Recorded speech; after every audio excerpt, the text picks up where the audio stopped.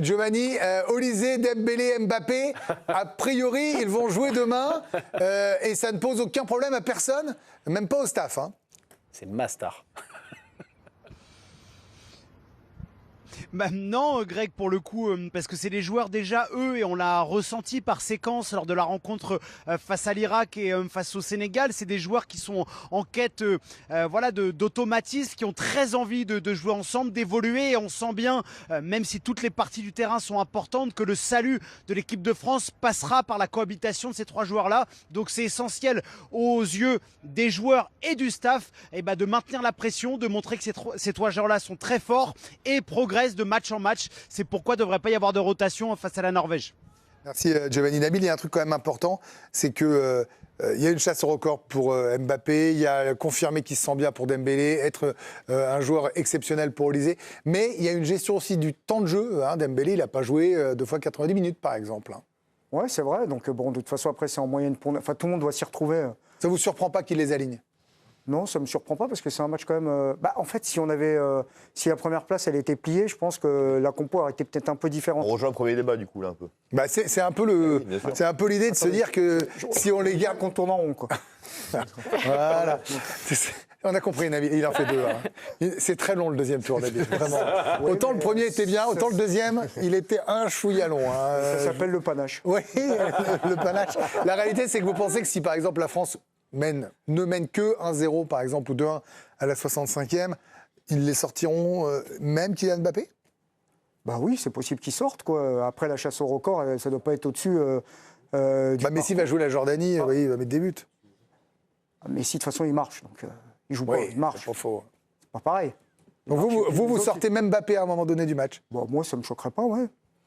Je pense pas qu'il sortira. Moi. C'est le seul match qui peut sortir. Bon, pourquoi pas par rapport à Messi, mais je suis pas sûr en face, il y a un autre joueur, hein. Il y a Erling Haaland qui ne sortira pas. Je suis pas sûr qu'il soit titulaire, moi. Vous pensez ? Solbakken a parlé peut-être de 7 changements dans sa composition d'équipe. Hein. Je mets un billet. Vous croyez qu'il bluffe ? Totalement. Mais souvenez-vous des déclarations d'Erling Haaland après la rencontre. Ouais. Non, ce match-là, il compte pas pour nous. On est déjà qualifiés. Ils vont certainement gagner le tournoi. Vous pensez franchement qu'ils ont cet état Moi, je pense qu'ils le pensent. Vous pensez ça, vous ? Non, je fais juste le débat par rapport à vous. Honnêtement, je pense qu'il y a du gros bluff de la part du sélectionneur norvégien et qu'Erling Haaland sera la pointe de l'attaque norvégienne. Ouais, pensez ça. Ouais. Ça vous surprend ou pas qu'il aligne les 3 stars, Jérôme ? Non, parce que on rejoint le premier débat. Ou ça vous plaît même ? Est-ce que ça vous plaît ? Ça me plaît, et si vous enlevez, qui sont des très bons joueurs, ah voilà, ça c'est mieux déjà. De quoi ? Le doigt levé. Finissez votre phrase. Gratte la barbe. Regarde, j'ai l'impression que tout le monde est attaqué par la chaleur. Si t'enlèves la croix et Gusto... J'ai l'impression que c'est le rendez-vous des zinzins, moi, ce soir. Oui. Mais bon, il cherche un peu. Oui, bien sûr. Vous voulez pas faire une phrase cohérente, ça vous intéresse pas. Si t'enlèves Gusto et la croix, on n'est pas très très loin de l'équipe type. Absolument. Donc, quelque part, voilà, ça ne m'étonne pas. Ce match est important. Et les 3 devant, il y a encore des petits circuits de passe à parfaire. Non, mais voilà, mais c'est ça. C'est aussi un match pour travailler, quand même. Exactement. Alors, lors de la Coupe du Monde 2014 et 2018, à noter, là, il y a 5 changements a priori qui vont être opérés. On était sur une moyenne de 6 changements. 3e match Coupe du Monde 2014, il avait effectué 6 changements par rapport à la compo d'avant. 2018, on était pareil, à 6 changements, il avait fait tourner. En revanche, souvenez-vous, Coupe du Monde 2022, la dernière, il avait fait, Didier Deschamps, 9 changements. Oui. Il avait complètement fait tourner son équipe, d'ailleurs, dans un système qui avait été... bon, alors en plus, le résultat n'avait pas été au rendez-vous. Oui, mais il était sûr de terminer premier. Mais il était sûr de terminer premier. Là, il avait fait jouer tout le monde, mais pour le coup, ça n'avait pas été dingue. Cazerie qui marque. Cazerie qui marque, oui. Étonnant. Ça va vite, hein, quand on revoit les compos, on oublie rapidement. Charlotte aussi, ça va vite. Ouais, ça va vite. Parfaire ce que disait Jérôme, les automatismes devant, sur ce qu'on a vu, c'est déjà ultra prometteur. Ça reste aussi un match pour être encore plus fort ? C'est exactement pour ça que tous les 3 sont titulaires, surtout Dembélé et Olysée. Après, moi, où je ne comprends pas, c'est contre l'Irak. Il doit les sortir plus tôt. Pourquoi attendre, c'est quoi, 65, 68e minute pour les sortir ? Déjà, tu attends 2 heures à la mi-temps, donc même si tu fais pas grand-chose, tu donnes quand même de l'énergie. Un coup de gueule, parce que moi, je comprends pas. Tu gagnes, tu savais que contre l'Irak, en deuxième mi-temps, tu pouvais jouer limite en moonwalk, qu'il n'y avait aucun souci, et tu dois les faire sortir. Oui, alors là, il n'y a pas eu de but derrière à 3-0, j'entends ce que vous dites. Tu sais que regardez, que l'Irak, ça se joue à un penalty de Sadio Mané pour être sûr avec le nul d'être premier. Peut-être qu'il se dit, si on en met un 4e, 5e, on est certain d'être premier plus rapidement. Là, on refait l'histoire, mais le pénalty de Mané, il change tout quand même. Ouais, mais si tu savais que on savait pas, c'était après. Dembélé fallait... Non, mais tu pouvais anticiper cette seconde période. Tu pouvais vraiment l'anticiper. Moi, je ne voyais pas du tout. Moi, vraiment, je vous assure, Charlotte, j'insiste. Je me disais que si jamais la Norvège... Moi, j'avais aucun... Vous avez gagné 4-1, la Norvège. Hein. Ouais, mais moi, il n'y avait aucun souci. Avec l'interruption, bah, c'est ça, et après faire mieux. Non, mais j'entends aussi ce que dit Chacha. moi, je pense qu'à un moment donné, si tu te projettes, à un moment, tous les matchs, le staff se projette à chaque fois. Tu sais que Dembélé, tu savais que tu allais le faire jouer quoi qu'il arrive le troisième match, et Mbappé et surtout Olysée peut-être gérer un peu le temps de jeu. Mais là, c'est oui, comme vous l'avez très bien dit, Greg et Giovanni, c'est les automatismes qu'il faut encore huiler. Giovanni, après, le truc, c'est qu'un garçon comme Mbappé, il veut enchaîner. Je ne sais pas si c'est la soif de record ou je ne sais quoi. Il veut jouer. Donc à un moment où Mbappé dit je veux jouer, il va jouer en fait. C'est comme ça.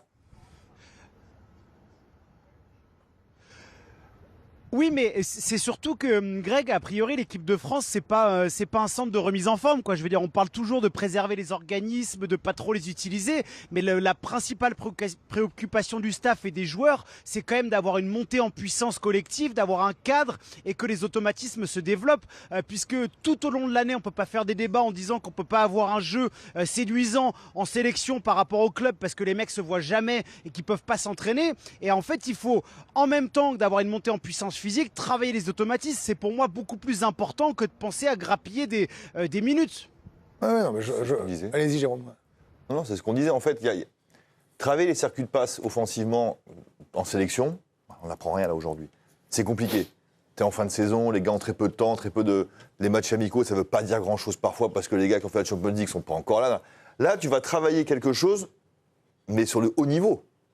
Ça veut dire que c'est pas une répétition. Bah non, vous jouez la Norvège. Mais tu vas travailler, tu vas parfaire tes réglages sur un très gros match. Et ça, je trouve que ça, c'est de l'or pour le staff des Bleus. La bonne nouvelle, c'est de les jouer eux. Pourquoi ? Parce que la Norvège, si derrière t'enchaînes la Suède, bon, la Suède, ça ressemble à la Norvège, mais en moins bon.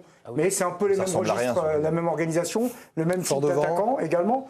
Donc finalement, c'est presque un match idéal pour préparer la Suède si on finit premier et si on joue la Suède. Après, il y a une autre donnée, c'est qu'il va falloir aussi concerner les autres joueurs qui ne jouent pas pour l'instant. Alors, ils sont au nombre de 8 à ne pas avoir une minute. On a mis Lacroix d'une autre couleur parce qu'a priori, il va débuter. Mais vous faites quoi des autres, que ce soit Hernandez, Konaté en défense, au milieu de terrain, Kanté ou Warren Zaïre-Emery, et puis encore Mateta qui n'ont pas gratté une seconde depuis le début de la compétition. Si tu veux paraphraser Giovanni, il dit que c'est pas un centre de remise en forme, c'est pas l'école des fans non plus. Ouais. À un moment donné, c'est la Coupe du Monde. Les meilleurs vont jouer, si les meilleurs sont bons, ils joueront tout le temps. Point. Et t'as pas le match des coiffeurs cette année, donc forcément, la rotation, elle sera moindre. Mais dans ce tableau que l'on vient de voir, qui pourrait vraiment être mal de ne pas débuter un match ou du moins ne pas avoir de minutes ? Kanté, il a déjà gagné la Coupe du Monde, il a déjà joué, il est là en supplément, en gros, et même pour le vestiaire, à mon avis, les deux gardiens, on peut déjà les enlever. Lacroix, il va certainement jouer. Non, après, il reste Lucas Hernandez, Warren Zaïre-Emery.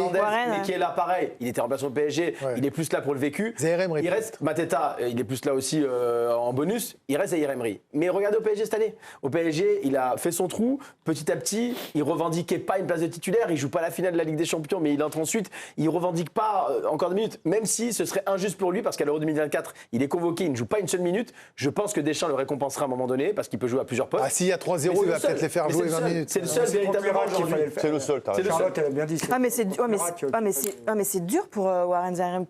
Pour moi, il doit être titulaire. C'est le seul. Il doit être titulaire. Il faut qu'il joue. Clairement, avec le recul qu'on a, il doit être titulaire en Ligue des Champions. C'est juste un choix de joueur de mettre Fabien Ruiz. C'est Luis Enrique qui n'y a aucun souci. Mais normalement, c'est lui. Chaque fois qu'on parlait autour du plateau, Warren, c'est le plus fort.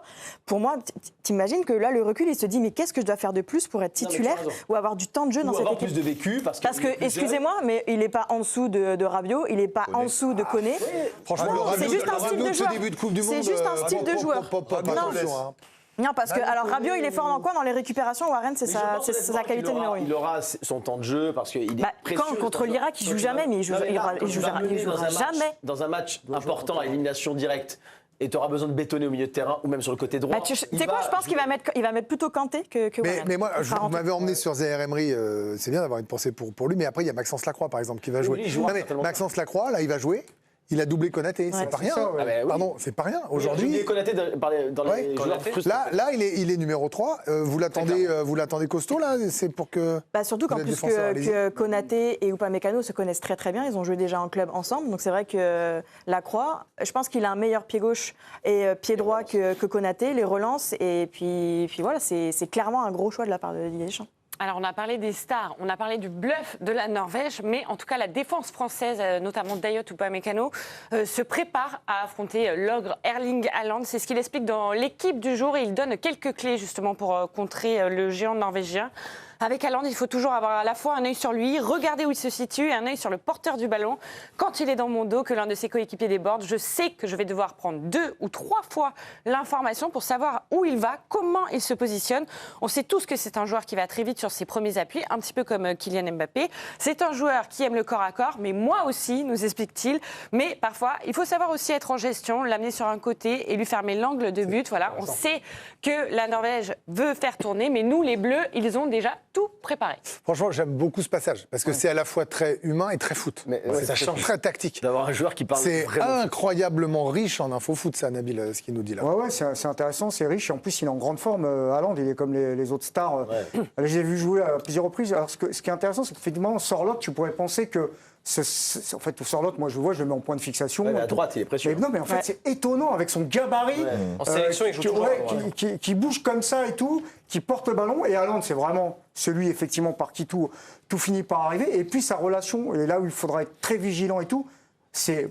Autant on m'a un peu déçu en Ligue des Champions et tout, mais Odegaard, il va falloir vraiment le couper et le surveiller. Mais vous voulez le voir jouer, Haaland ? Parce que Odegaard, non mais vous avez envie pour l'équipe de France de le voir jouer ? Du jour du tirage au sort, on était là. On s'est dit, mais moi, je veux voir Haaland Mbappé. Non, parce que c'est plus simple sans lui, c'est pour ça que je dis ça. Mais oui, non, mais. Et on avait déjà dit ici, d'ailleurs, que ce serait la finale de groupe. Souvenez-vous, on avait dit OK pour le Sénégal. J'en avais quelques-uns qui me disaient plutôt Sénégal. J'en ai entendu qui ont dit que la Norvège était surcotée. Moi, j'ai tous les noms. Alors, moi, je pense toujours qu'ils n'iront pas très loin. Je vous le maintiens. Mais j'entendais ici en plateau. Non, c'était pas moi. J'ai pas dit surcoté, mais j'ai dit qu'il n'était pas l'ogre annoncé. Et je le maintiens. Mais je disais pareil du Sénégal. Et certains me disaient plutôt le Sénégal. Moi, Haaland, je sais pas. Je trouve. Oui, on veut le voir. Ils sont moins forts sans lui quand même. Donc, si vous voulez être premier. Est-ce que vous n'avez pas envie que l'équipe de France se teste Alors, Sénégal, il y a eu cette opposition en première période et derrière, ils ont déroulé en deuxième. Mais vous n'avez pas, je parle pas de l'Irak, mais vous n'avez pas envie, enfin, après 2 semaines et demie de compétition, de voir l'équipe de France affronter une équipe un peu. C'est presque un 32e en fait. C'est un 32e. Ouais, ça vous ne sortez pas. Non, mais tu te fais pas éliminer. Mais ce que je veux dire, je veux un peu. 32e, en fait, c'est le tour d'après. Non, mais je veux une opposition. J'ai envie de voir ce que ça vaut. Vous voulez voir ça.